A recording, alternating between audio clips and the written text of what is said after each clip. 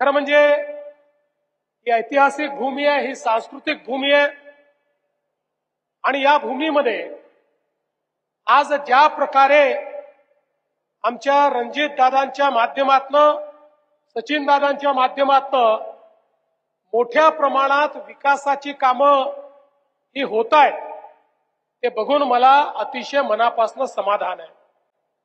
खरं म्हणजे या ठिकाणी मी येऊ नये अशा प्रकारचा प्रयत्न देखील झाला। कधी कधी काही गोष्टी दुर्दैवी असतात।